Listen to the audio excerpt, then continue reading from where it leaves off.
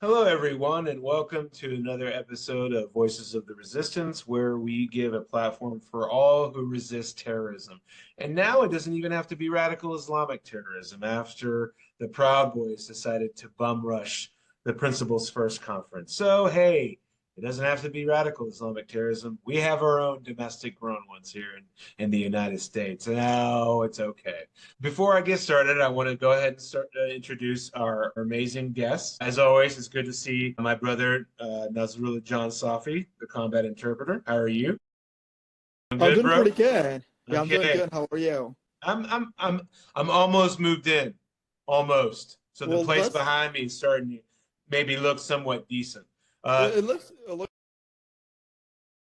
good. I I'm glad I love it. because the rest of the house is a catastrophe. So, without further ado, let me introduce a frequent guest on Voices of the Resistance, the last commander of the Afghan National Army Forces, Chief of General Staff, Lieutenant General Hibatul Alizai. Hey, brother, how's it going, man? Hey, brother. That's good. Great being here again with you. And hello, Nasirullah John Safi. How are you, brother? I'm doing well. We're pleasure to have you on the show. We did have Thanks. some issues, but we got it. Here we are. Yeah, Thank you. Thanks. we're Thank now you we're so we're using Zoom instead of Riverside. Buckle up, people. Who knows what will happen? There's a And I was really excited. I got to hang out with General Alizai a few days ago. We were able to kind of tour Arlington National Cemetery, the Vietnam War Memorial, and some other things. And General Alizai, while we were talking, he mentioned that this was that coming up was the Afghan Armed Forces Day. General, if you could kind of maybe inform my readers of what the Afghan Soldier Day is and what it represents, and maybe what it still represents for Afghan security forces members living behind enemy lines or scattered throughout the world.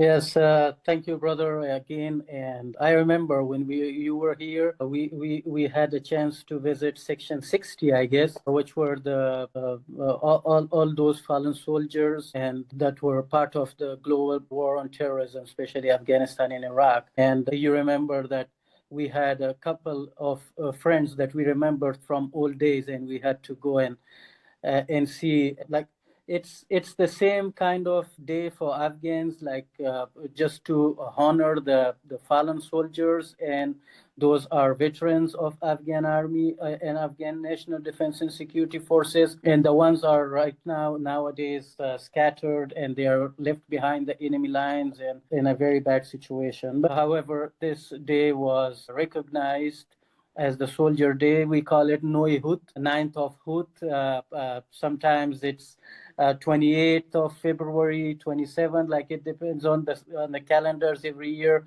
and it's different. But the 9th of Hut is the day, and it was recognized in 2019 as the Soldier Day, or it was 2017. It was recognized as the Soldier Day, and since then we have been celebrating that.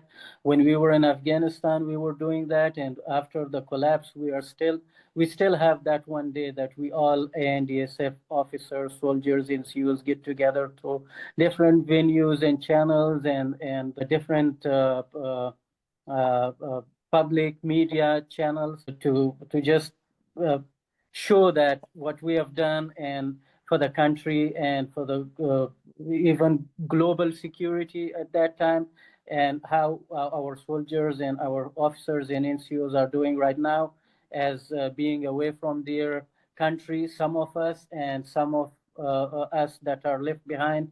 So it's just all about honoring all those soldiers that were in the front line of GWAT for 20 Mm. years. Yeah. I remember during my many deployments, like seeing Armed Forces Day for the Afghan National Army. Could you maybe, is it just basically, if, back before the fall, what would the commemoration be like?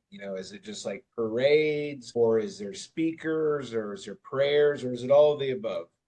I think all the above was being included into the Soldier Day. And thanks to the Afghan people back in the days, we had a lot of appreciations. And still, some even civilian Afghans are also celebrating through social media and media, and that's a great sign, and that's the sign that still people understand the values of our sacrifices. And in old days, when we were celebrating this day in Afghanistan, it would be in the Ministry of Defense, Ministry of Interior, National Directorate of Security level. President would participate with his members of cabinet, especially war cabinet members, and then it would include all the corps and the PHQs, police headquarters, in provincial level and district level, like all from up to the low or low to the up. Everybody would celebrate that with having poems and having some national songs and anthem, and having or memorizing or having a memory of those fallen soldiers and NCOs and officers, and some generals, of course, would be part of that. And it was a very proud day for all of us, and we really had enjoyed those days. And still, with that taste, we are still trying to memorize our fallen soldiers, officers, generals, and to just heal the pains of our soldiers that are left behind, and just to be connected with them through the soul we all have together. Yeah. Well, that is so awesome, and I'm so glad that you guys are still doing it, despite everything that's been happening to lots of soldiers that have been left behind in Afghanistan. And I know, like, so many people, they cannot do it physically, but all Afghans are still appreciating everything that you guys have done in the last 20 years. So we're commemorating and appreciating everything in our hearts, whether here overseas or back home in Afghanistan. You guys fought. Yes, and they fought bravely, regardless of what the Biden administration said. They disparaged honorable men by a man who never fought a day in his life. Anyways, the thing is, General, could you tell us a little bit about like what Afghan soldiers do now? Like, was there like meetings? Did you guys get together here in the United States, or was this just kind of like what veterans do? They maybe get together, have a meal, tell war stories. Half of them are lies. So I don't know if that's a commonality between soldiers here. Yeah, man. Well, we all know that the soldiers fought, the officers fought, the ANDSF did the fight. It was their job to fight against the global war on terrorism. It was our job to fight the global war on terrorism until we could. And I remember the days. I will touch base a little bit what we have done in 20 years and how many people we have lost. And I will just tell you some brief stories about how those days were looking. You know that I have started as the ANDSF member of the family back in 2004 and 5.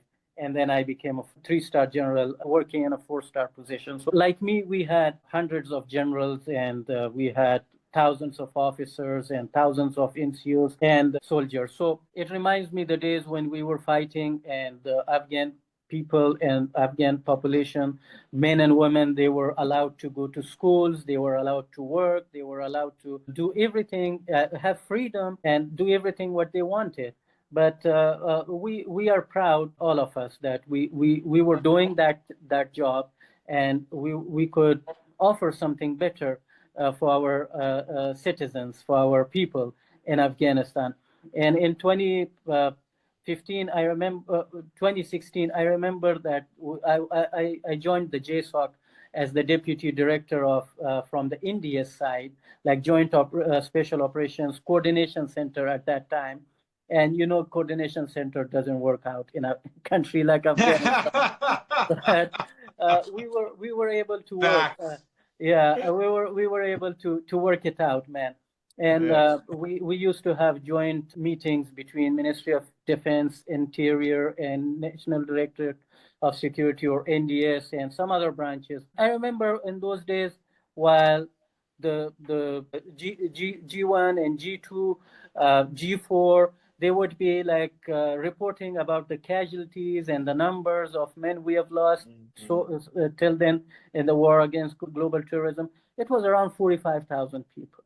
Army, Indians. And then it grew up in last 5 years, after 2016 all the way to 2021, and added 50 more thousand to the casualties. I'm not talking about those soldiers that were wounded. The war was not easy, but as far as we had our partners and global friends with us, Shana Bashana and hands on Shana or hands on shoulder after 2014, especially, it worked out till 2021. But then when we had weapons but no ammunition, at that time it led us to the collapse. But still, the soldiers, the officers, they are scattered.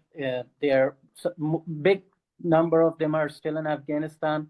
The second biggest population of soldiers that we have, that's in Iran. Okay. In Iran, and Yeah, not a great place to be. yeah, and Never. Pakistan, of course, Turkey, parts of Europe, Australia, Canada, and around 15,000 of us are here in US, including zero units. So we just try to come together as much as we can through Zoom meetings or Yeah. through some kind of WhatsApp groups and Yeah. Signal groups, whatever we can. We are like like an army in exile, Yeah. acting like that right now. And that's the position of us. The best day for us to get together is the 9th of Hut, and we get together in that day. So that's the current situation, that the soldiers are that are left behind in Afghanistan, that they are in a high threat of being recruited by non-state actors or bad state actors, we can say. And me and my team and everybody that has been working with me and helping me out, we're just trying to keep them safe, trying to get them jobs, get them assignments, try to evacuate them from Afghanistan and Iran and all those places that we don't want them to be there. And there are multiple reasons why we don't want them to be there, from security issues to financial issues. And then these soldiers are very experienced. In 20 years, I can claim that, especially our SOF and commandos, they were like the world's most best, among the best soldiers, and their experience is lacked in most of the countries. Like, that's the only reason people may use their current situation to recruit them and use them against our own interest or our partners and allies interest. So that's why I'm trying to keep them away from being recruited Yeah. by bad guys and try to help them out. But as far as now the evacuation process is stopped, we are just trying to figure out the other ways to get them to safety Yeah. and put them in work. Yeah, I mean, my question, that's great that you still get in touch with those soldiers back home. And also mentioned there are lots of soldiers in Iran and Pakistan, and the non-state actors, they're trying to use them for their own advantages. Is there any program that you guys have that can provide some sort of like financial support for the soldiers? And this could be one of the reasons that the soldiers join other groups, because of poverty, because of money, because they have to provide for their families. So my question is there anything else that you guys do rather than like keep in touch with them, like any financial support or anything like non-profit here in the state? We have a few nonprofits that are helping them out, but they are helping them out in very small numbers. And we have been struggling in last 3 or almost 4 years to find a better way to, if they are going to stay in Afghanistan, how can we help them financially to be stable, not to be hunted by non-state or bad state actors. That's the biggest issue, and we have seen this in last 3 years. The Russians and the Wagner and the Iranians recruitment stuff, and we were able to disrupt that, not fully stop, but at least disrupt in a big way. And that was something we could do, but that's not enough and never been enough.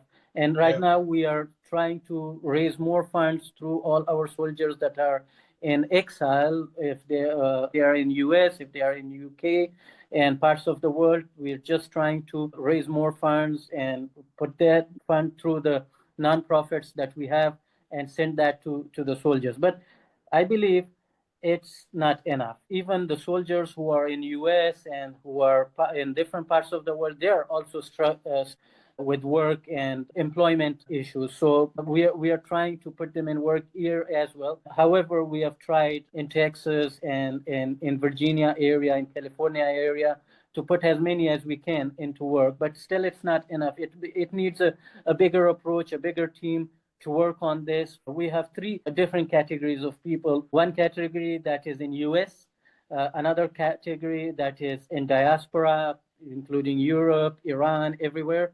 And the third category is the most vulnerable category, that they are in Afghanistan. They have security issues, they have financial issues, they are being mistreated by the current regime in Afghanistan, and the whole nine yards. Like, just name it. What issues they don't have? They have everything, all the issues. And it's our job as their leaders and their seniors to find the safest path for them. If we could evacuate them, we did try. We did evacuate some of them, but not most of them. No, And yeah, You can't, I mean, just to slightly interrupt here. I mean, I think that, you know, it's almost 4 years since the fall, right? So we're mhm. not too far away. Um, and, you know, there's a lot of stuff going on in the world right now. When I look at all the different problems that the United States is currently facing on the geopolitical chessboard, I would say that it goes Ukraine right now, trade, war, a focus on the border, maybe going into the cartel land, and somewhere in the, you know, is like Afghanistan. Even after, you know, a former Afghan combat veteran took a car and rammed it down Bourbon Street less than 2 months ago, inspired by the Islamic State, if it was just inspired. It seems to me that one of the things that is missing is, you know, we really need a spokesman inside the Trump administration to really champion the cause of what we're doing.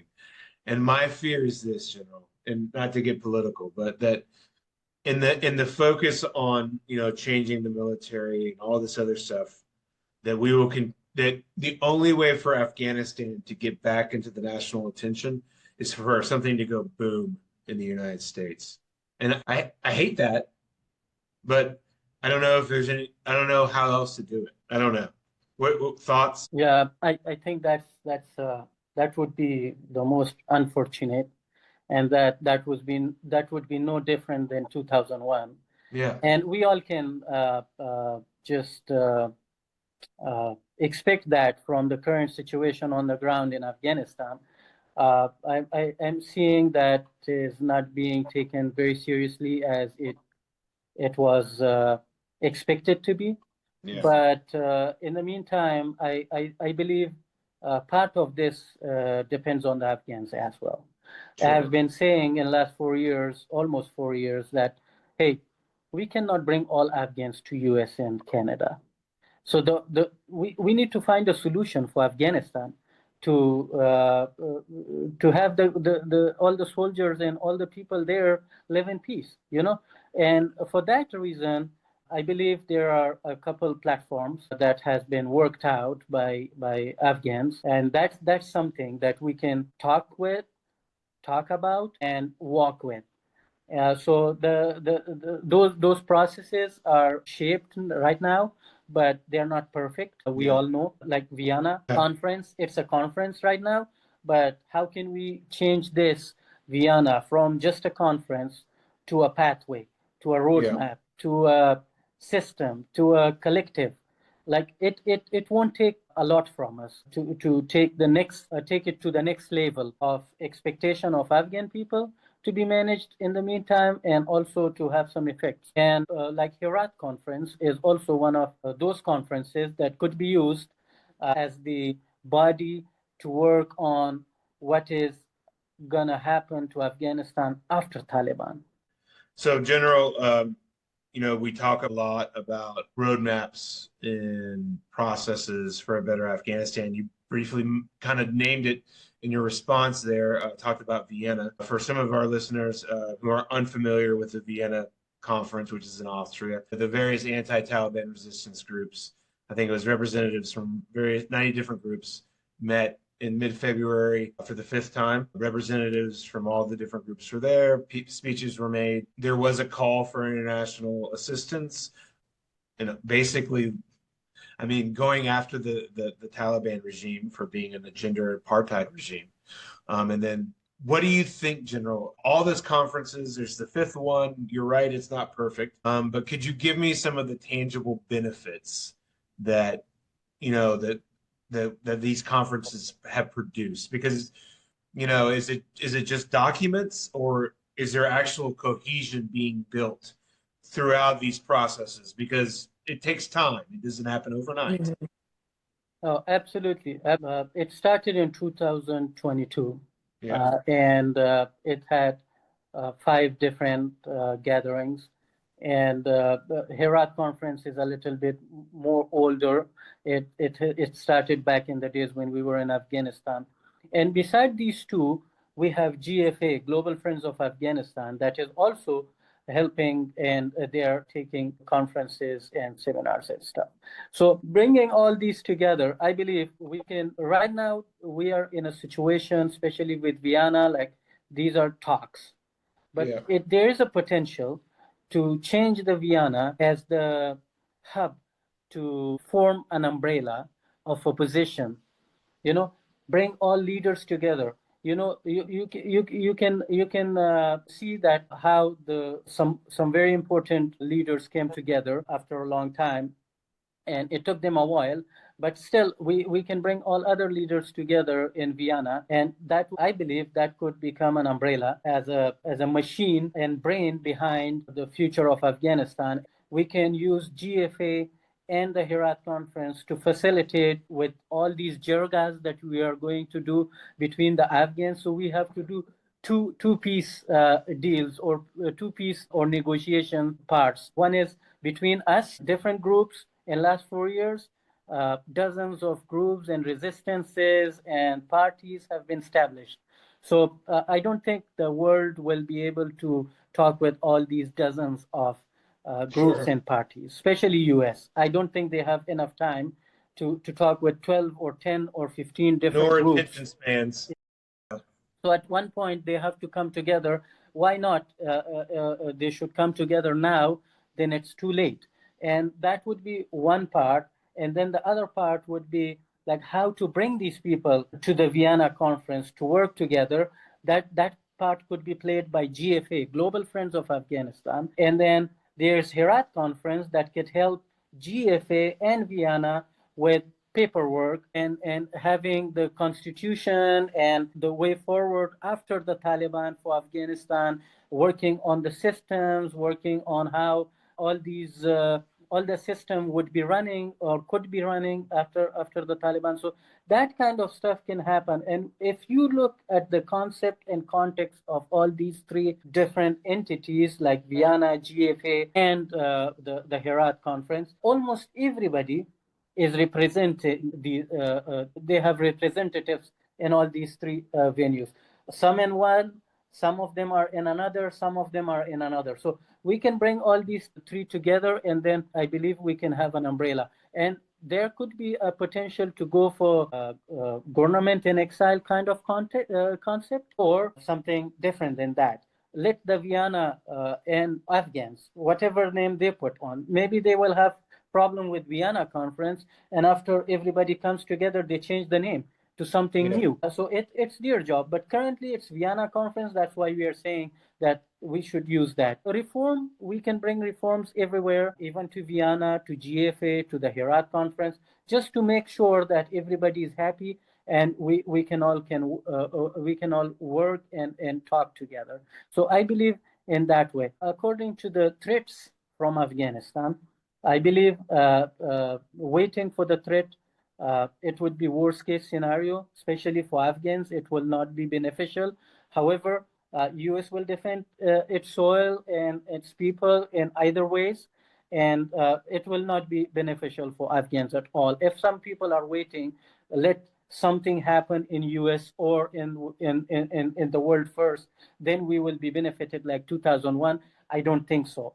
So it will be a very bad situation, and no one can be able to take the responsibility. So before that, I believe Afghanistan has potential, that Afghans should come together, start negotiations, work on the process after the Taliban or the governance after the Taliban, at least try to even speak with Taliban again.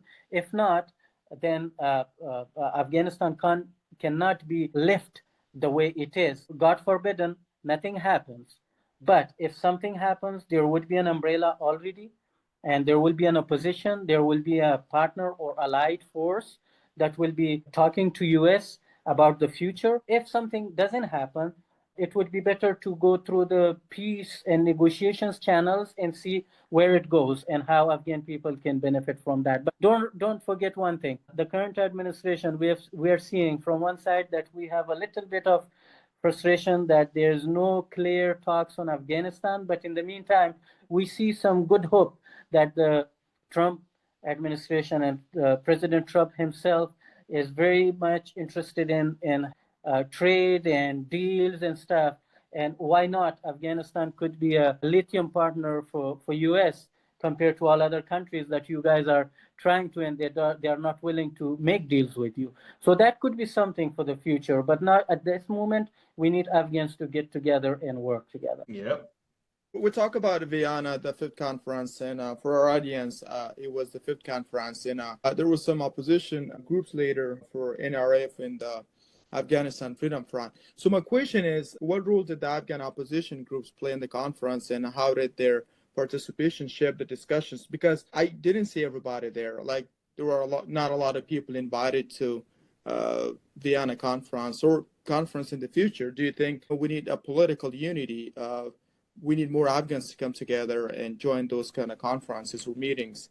I was one of the people that was invited to the conference, but due to my current immigrant status, I don't have a green card. I am not allowed to travel. I have no travel documents to go outside US, so I couldn't participate. I'm sure there were some people like me that were invited, they couldn't make it, and there were some people that were invited and they didn't make it. And that is the main reason that I said in the beginning that the conference exists, but it's not perfect. Let's make it perfect. Let's talk to the people through GFA, through the Herat conference, through our personal channels, bring them all together under one umbrella, use the platform of Vienna. Once we bring this platform and this umbrella of oppositions together, it will be a checkmate to the Taliban on the same day.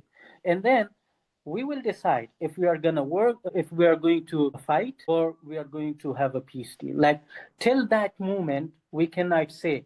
It would be individual based things that we say. But then we will have an opportunity to have the Afghan ulama together to give us the clarity if we were going to, or give us the permission if we were going to fight in Afghanistan, because people will be killed there. You know, it's a big responsibility, and if it turns good, it will be all of us our achievement. If it goes wrong, then it will be individually being stamped on everybody. So that's the point. I want all the politicians to come together, and we need to have ulamas to allow us to decide if we are going to waste our time with peace talk, or we have to take some other measures to just go and fight them and get rid of them. Like me as a person, me as a general or officer or a soldier, whatever you call it, I'm not afraid of fight, okay?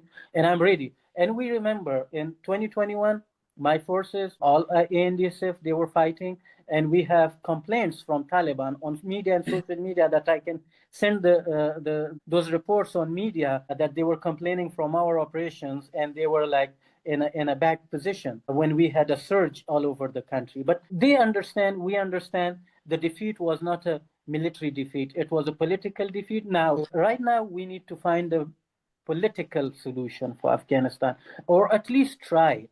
At least try it. Yeah, I And then think if that it doesn't work, military yeah, is there, we are there. Our soldiers will be always ready to defend Afghan people. I think that it's going to take some time, and there's no time to really start like now. The time not to really for the United States. This is a minimal investment. It's nothing. It's like a rounding error. Just a couple $1 million a month. No, I mean, that's a lot. I mean, probably be happy with $1 million, period. But I mean, seriously, it should be $1 million or two a month. It's nothing. Instead of all that money you give to the Taliban, stop doing that and then instead fund a government in exile. If nothing else, it would be a boon to America's intelligence community to understand the opposition does exist. And I'm sure everyone there has a lot of information about what's really going on in Afghanistan. And I hate to tell all those people who read the New York Times religiously, Sarajud Nakani is not the great moderate hope. Just want you to put that down. I know the New York Times, you love it. It's so good. But nevertheless, they suck when it comes to this. They just don't know what they're doing. And I think when we talk about the future of this, you have to find an avenue for all the different parties. And my God, there are so many different factions inside of Afghanistan. I have been studying it my whole life, and I can't keep up. So it's a difficult and complex problem set that requires patience and persistence and direct engagement between everyone. Because at the end of the day, there's more people who are anti-Taliban than there are pro-Talibs in Afghanistan. But the one power that the Taliban always had was that they were able to form cohesively in times of danger and pull their resources and survive. And a lot of, unfortunately, various different power sections inside of Afghanistan started playing independent, and they were able to divide and conquer. So, I mean, for me, General, it's important to get everybody united because once you really start fighting again, they're going to do the same playbook, right? They're going to find the one group that is kind of complaining, and they're going to go after them and try to get them into their team. This is how it works. And if you don't walk in against a very unified, I don't care what you say, Haqqani, Yaqub, the various factions, blah, blah, blah. You know what? Who they hate more than each other? Us. So look, this is a long, long war, and it starts with talks between yourself. Because you look, we all lost the war in Afghanistan. America, Afghanistan, I did, we all did. And when you lose a war, it takes a while to heal from it. And I was talking to the general about this during our walk. You know, personally, I'm tired of healing from it, and I'm ready to like start doing something about it because there is only one real counterterrorism strategy in Afghanistan, and that's overthrowing the Taliban or liberating the Afghan people or whatever legal term I'm supposed to use. Let's end the show on a little bit of an upbeat to all of our Afghan listeners and all of our Muslim listeners. Ramadan Mubarak. I wanted to have some of my Afghan brothers here to kind of maybe explain it. What is Ramadan? Most people don't know. It's not like Christmas. Sorry, that's what people say. It's like Christmas. No, but maybe you guys can maybe explain a little bit. John, as a former interpreter who had to explain this to American soldiers probably every 6 months to a year, could you maybe give our listeners a Reader's Digest of like Ramadan, what it represents, what are Muslims doing? Well, I've been explaining this to so many of my colleagues too. I've been telling everyone about Ramadan, and like exactly like this is not Christmas, okay? It's not even equivalent to Christmas. It is one of the pillars of Islam, where Muslims practice Ramadan once a year. It is from sunrise to sunset. Here where I live in the Pacific Northwest, so I wake up at 4:30, and I stop eating at 5:30. It's quite, it's quite early. I know I'm not a early bird, but I have to. So we wake up at 4:30, and that's like our first breakfast. And we stop eating at 5:30 a.m. All the way to 6:05 p.m. So I don't know, it's like 10 or 12 hours fasting. No water, no food, and there's a lot more going into that. Not like no smoking for people who smokes, and there's a lot going into that. But that is a short definition of Ramadan for Muslims. Thank you for that, John. That was perfect. What is this supposed to signify? Like, what is like the fasting and the praying? Why is it like? What is this supposed to signify for Muslims for their relationship with Allah? I believe this is a test of loyalty. Okay, I like Okay, it. and And patience. I believe people, Muslims, they think that Ramadan is one of the pillars. I think it's the third pillar, and that is compulsory, that they have to have fast, as John said. And I believe that they feel good about that, and it's a test of your strength, your faith, and it tests your how can you Patience. patience. Patience. I Yeah, love it. Patience. patience. Hey. So you don't eat, you don't drink, and you are watching everybody, especially when you are living here in the West, in US, everybody eating, drinking, and you don't do it. It's the best test, I guess. I think Love it. That's a great.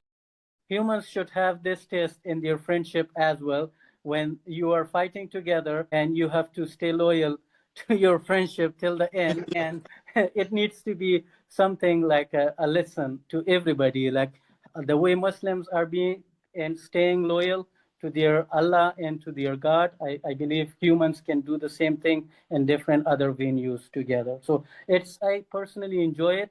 I never missed it. And especially during the Ramadan, I always have a special schedule for myself for all the way from midnight to another midnight. Like it's all about praying and having faith and just enjoying the way we are.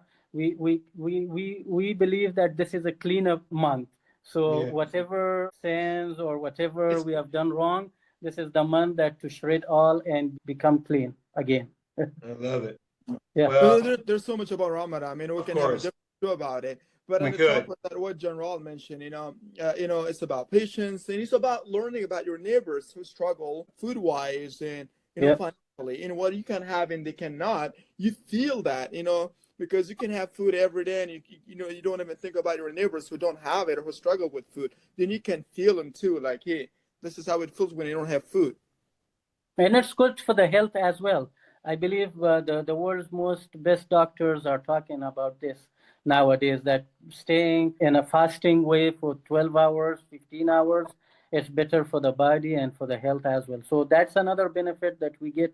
Most of the Muslims lose weight during Ramadan I time. love So it. that's the Let me thing. tell you something. I'll tell you something. We'll wrap up the show. Yes, Go ahead, brother. Go ahead, please. I mean, I mentioned like it's good for the health. A lot of benefits about Ramadan. So it looks like you're Yeah. gonna try it tomorrow. We'll check it tomorrow. Yeah.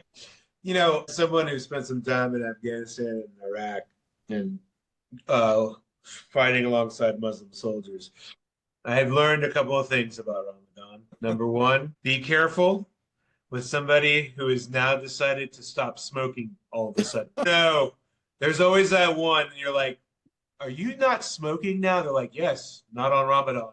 And that's when I would be like, he's going to be angry very soon. And it was like, ah. Two, when it's time to break the fast, get out of the way. It's like a stampede.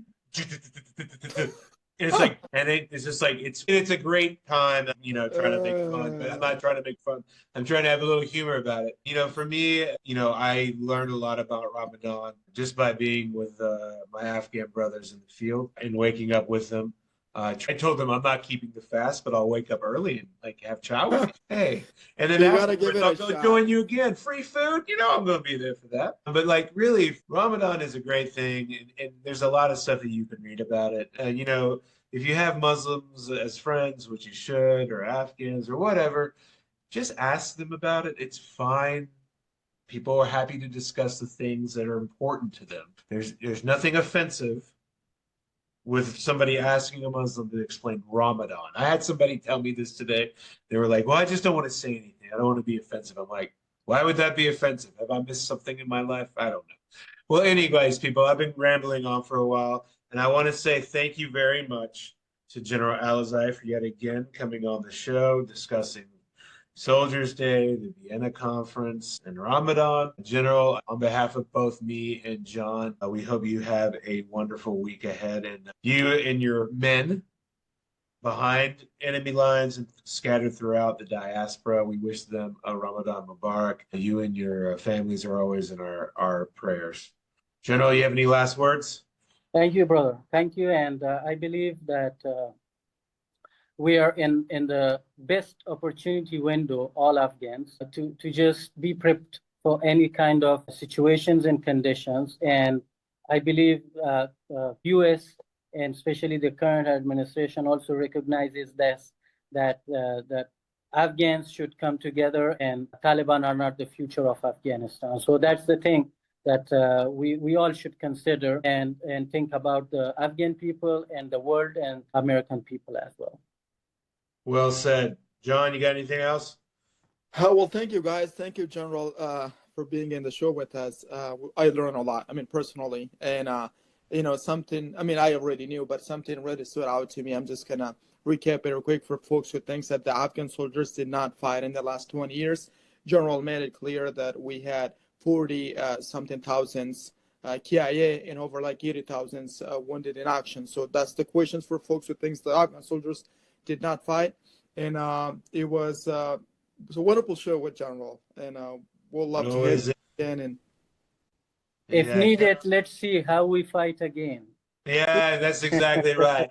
I tell you Yes. what, man, when some old guy wanders on a stage and starts saying stuff like somebody didn't fight, you should automatically look at that old man on the stage and go, "Get off the stage, sir." Anyways, right? There's nothing more dishonorable than than the person who stabs somebody else in the back, than having the audacity to blame the victim for your own defeat. Well, with that, I'm going to sign off. This is GCB6, and until next time. Hello, everyone, and this is Will Selber, and you're about to listen to a really great podcast episode of Voices of the Resistance. I just wanted to a little note here. We had a little technical difficulties for those of you who watch on YouTube. General Alizai's video content drops out. Halfway through, he'll reappear, but they shouldn't have any audio qualities. You're going to have a great episode today with me, combat interpreter John Safi, and General Alizai. We discuss Ramadan. We discuss the latest news coming out of Afghanistan. And just for our listeners, if you have the ability to and the time, please send this episode to your friend. Give us 5 stars. And if you're interested in becoming a subscriber, please do so. Free subscribers, we love you. Paid subscribers, $50 a year. You get multiple podcasts and at least 2 to 3 products a day. And if you want to be a founding member, you get it's for $300 a year. And you get some of the rawest atmospherics coming out of Afghanistan. All right, well, this is GCB6, and I'm out. Enjoy the episode with me, combat interpreter, and, as always, General Alizai.